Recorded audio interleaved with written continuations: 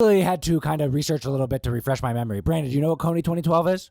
Did he run against Obama in the No. Democratic Okay. ticket? All right. Okay. So in 2012, there was this documentary that came out, and it was produced by Invisible Children, which is an organization. And the film's purpose was to make this Ugandan cult leader, and his name was Joseph Kony, to make him famous. Okay. And this video, I'm telling you, a lot of videos have gone viral. This was all people were talking about. It was March of 2012. I remember where I was when I first watched it. Everyone was talking about it, and they were saying, like, oh my God. So basically, there was a very well put together documentary, and the guy's name is Russell. His name is Jacob Russell, and he put together this documentary, and it was like short, and it was on YouTube, and everybody saw it. And the point of it was, there's this evil person in Africa who's getting child slaves to be part of his army, and we are going to make him famous, and we are going to make sure that he's not able to do this. So the whole world like came together with this intention of ending this terrible lifestyle in Africa, and it was the most viral shared video. And even at the end of the video, they had this clip of Obama like sending troops to over there to kind of handle this issue. Now, Obama had kind of done that before this video came out, but it was a huge objective, and it was to stop Kony. So he's like, let's make him famous so that he can't get away with anything. And dude, I remember how viral it was. It was, I guess huge. It was 9 years ago now, closer to 9 years ago now. Also for us, viral. It was, we had somebody in our fraternity that was like very passionate about it. So I don't know if you're going to get into that, but like we heard all about these invisible kids and their invisible backpacks and all of that. So our joke was one person in our fraternity was trying to get us all to like be part of Invisible Children. And every time he would stand up at the chapter meeting, we'd be like, it was Sean O'Neill. We're like, yo, Sean, like how many invisible children are up there with you right now? Like, oh my God.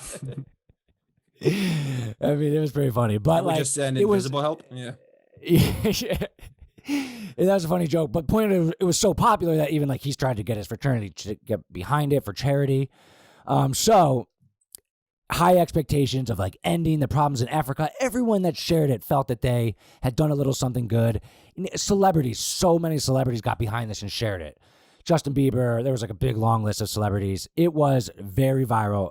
#1 news story. So this was March 5th, 2012. And on March 16th, Jason Russell,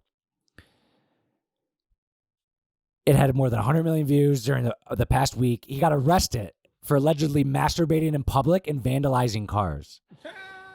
And that was like, everyone was like, what? Okay. And that was just, he was very much the face of it because in the beginning he had done a little bit where he had his kid there and he kind of personalized it as the creator of the documentary. And I say documentary, but it was a 8-minute YouTube video. It was very watchable, very shareable, very viral sensation. And so that kind of put it down the drain a little bit. So, and another thing is since the video's release, like Invisible Children, they had a lot of criticism for oversimplifying the events of the region. And they've been accused of slacktivism, which one donates and takes actions, but there's little to no effect beyond like making one feel like they contributed. Like someone feels like they gave money. So they actually didn't do anything with this money.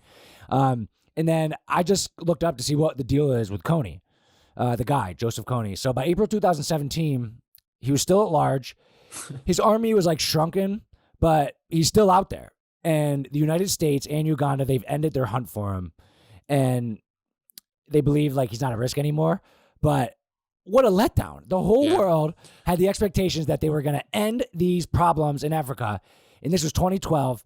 And the guy's still out there safe. That's all because, hard to imagine. All because the organizer like ate bath salts. I think that's what happened. That's why It was, I thought when I looked back at the story today, thinking about it, I thought it was so interesting. It was 11 days later. So during those 11 days, he had probably so much on top of the world emotion. Well, emotion, because he also got probably a little criticism when anything goes that viral. Mm-hmm. And I think some of the criticism was, where's this money going? And blah, blah, blah. Fair. Oh yeah, the foundation. But mostly on top of the world. Mostly on top of the world. He created something that the whole world is now paying attention to. The world was under his fingertips. He was the most famous person in the world for a week in March in 2012. I don't really know what that has to do with the story, but the fact that he was just jerking off and got caught masturbating in public, like, it's just so weird that it lost energy. Let's talk about bath salts. What is the purpose of taking those? Like, what does that give you? You just like hallucinate and go crazy. Like apparently you go like you do stuff like this. To do? There was an actor. Did you guys ever watch the show Sons of Anarchy? Yeah, I got into it a little bit. I don't know. There was an actor from like one of the first seasons, and he died because he was on bath salts, and he like jumped off his roof. Like you hear about people eating faces off people. You go crazy. Yeah, I guess you never hear about all the times people have a great time. So maybe like sometimes it's awesome. It's just like doing like coke or something. And it's really good.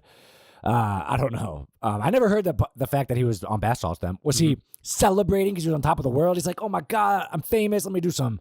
I'll smoke some weed, have some drinks, do some bath salts. I think I don't know why, but the effect was just discrediting everything that he did. Discrediting a lot of stuff. Everyone just like it shouldn't. Right. But I mean, okay, yeah. But I thought the biggest thing that didn't meet expectations was the fact that the guy's still out there. Chilling. Yeah, right. Nothing. And we stopped looking for him. Yeah, well, so Kony 2022. Yeah. So he's still out there. Something that the whole world had expectations of doing something good, ending this huge problem, getting rid of this evil man who's enslaving children and ruining their lives, and he's still out there. And our expectations were not met. They were very much not exceeded by any means. So I thought that was a good one to kind of rehash, and people forget about it. It's kind of how a viral thing might go.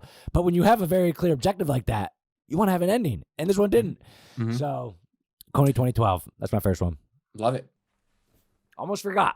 If you really enjoyed the clip, if you really enjoyed the podcast, one thing I would appreciate more than anything, just hit the little subscribe button. And I have hours and hours of podcast footage talking to some of the best entrepreneurs out there on YouTube. Watch some more of them. Check out this. Check out this. Go ahead and binge. Have some fun. I love you. Thanks for watching.